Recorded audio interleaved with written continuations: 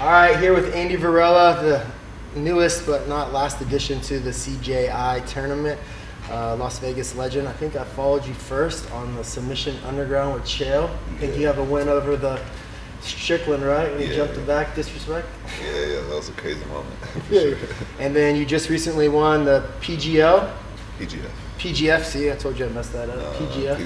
You mixed the two. No, yeah, PGF. TGF was 15 matches over how many days? 15 matches over 5 days. Damn, that's crazy. Well, we only got 4 for you over 2, but it's in an alley with MMA style point system and 3x5 minute rounds. So talk about it, man. You were down from the beginning, but one of the later additions.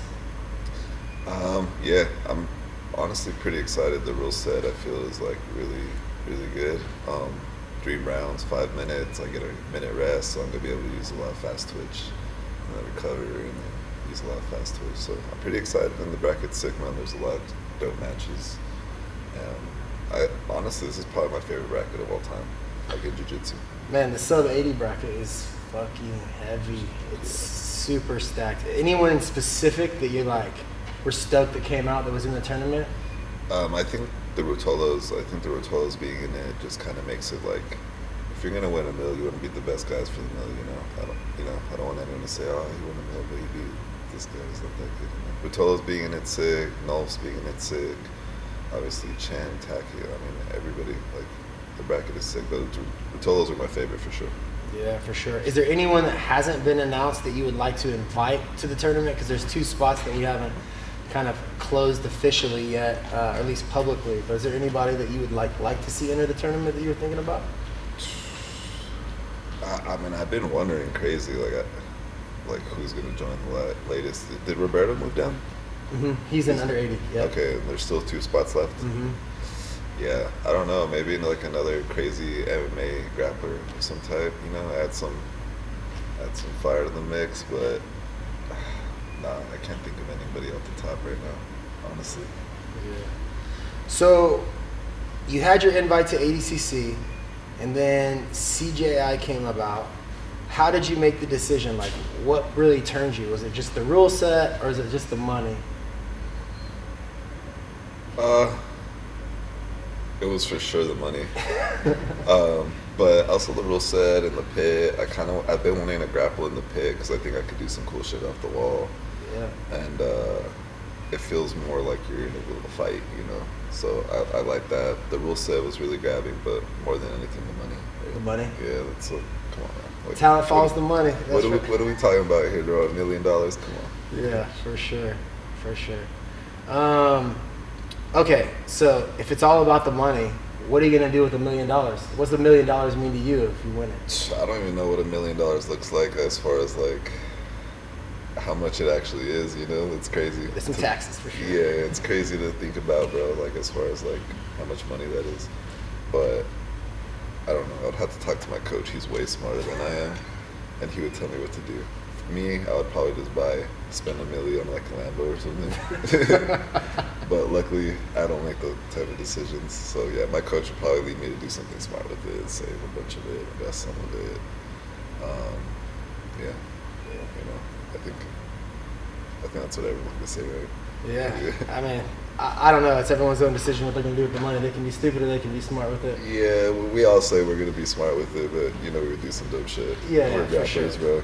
Yeah, Nicky Ryan talking about how he's going to make money and he's talking about crypto. You're like, dude, save it for somebody else. Yeah. He's into all that. Oh, yeah, for sure. Yeah, he's going to flip it. Yeah, that's some of the questions I get there. People are like, is this money real? Are you paying us in crypto? I'm like, no, it's white collar, above the board, legitimate funding. It's all going through the nonprofit. It's about raising money for charity and elevating the sport, but it's real money. It's not. Are they giving you like a bag of money, or is it going to be like a check? Well, how does that work? I mean, listen, security was tight enough on the Joe Rogan podcast to take $1 million cash. It's not really advised to go get $1 million cash. Even the person that was helping us was like, the bank didn't want to give it and was like, well, if you can't give it to me by Thursday, I'll find a bank that will. And they're like, here you go. So, no, I don't think it's advised. I think you're going to have, a big fake check probably. Okay. But, yeah. Like, you're in Vegas. We're gonna have, if I give you a handful of cash, dude, my security team might be taking you in the parking lot. Yeah, I gotta fucking. Craig and I are working for free on this thing, so you never know. Okay. No, I think you'd be getting a check, but Yeah, that's how it goes. Any specific thoughts about, how the crossover is coming, like with the rule set, like specifically? Because like 3 by 5 minute rounds is much different than any kind of grappling kind of tournament that's been around. I think Sub Underground was the only one that had this similar rule set, right? But it was in a cage.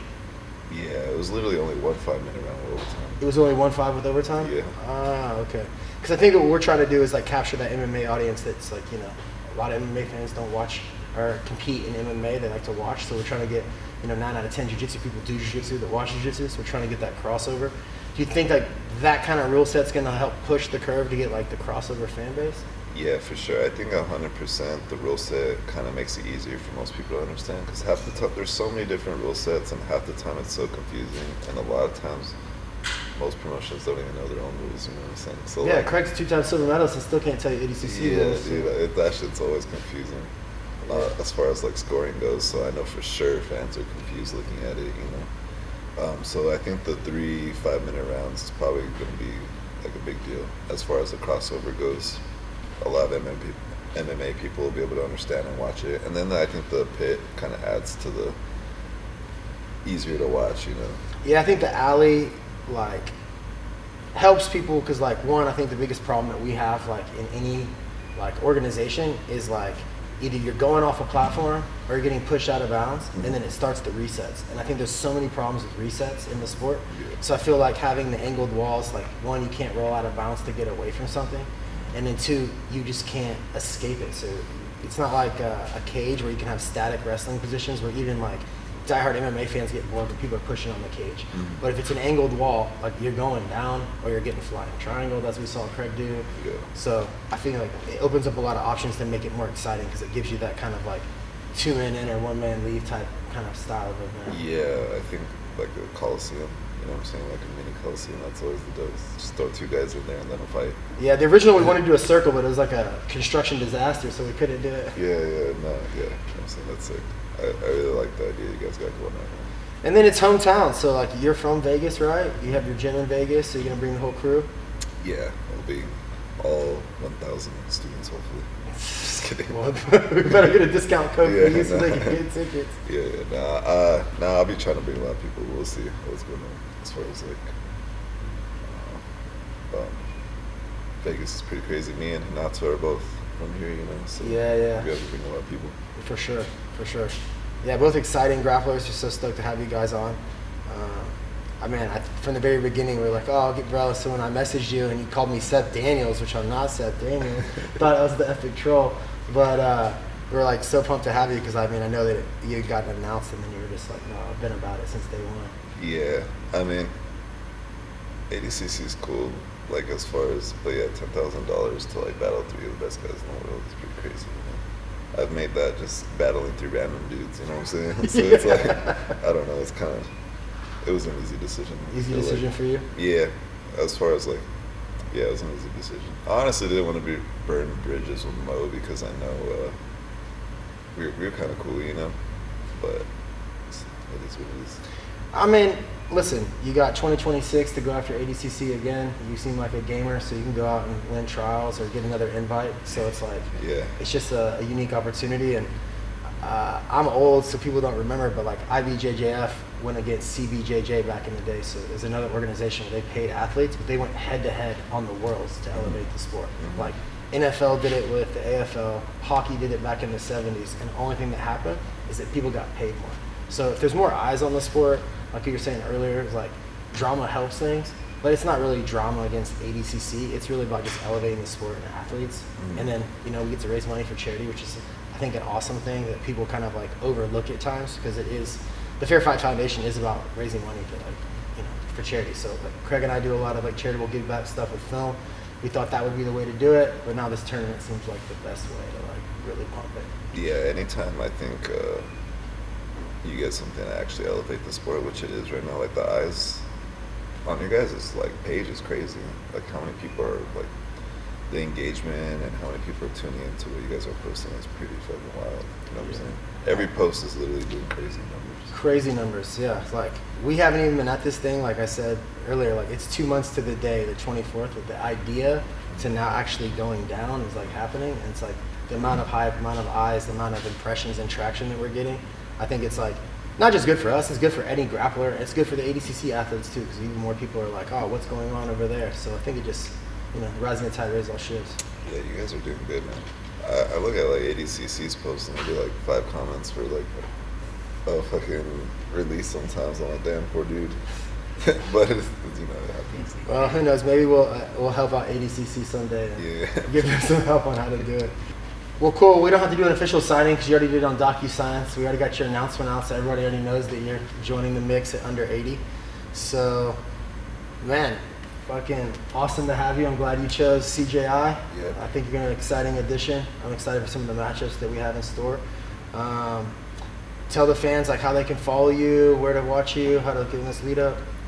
I only have one social media, guys, ninja.andyvarela, Instagram. Just try to keep up with me in the squad. We're always doing fun things, competing hard. I'm really excited to compete for CJI, and I'm glad I made this decision. They're elevating the sport, so this is easy for me. Appreciate you guys. Yeah, man. We'll be doing more of these interviews with all the athletes that are joining, so follow, make sure you like and subscribe to the V-Team YouTube channel. The only way we can keep doing these big mega events for free is if you subscribe, so please check it out. And then follow us on the road to CJI. All right, guys. Andy Varela. Catch me August 16th and 17th at the Thomas & Mack Arena. We'll be battling for $1 million, so make sure y'all tune in.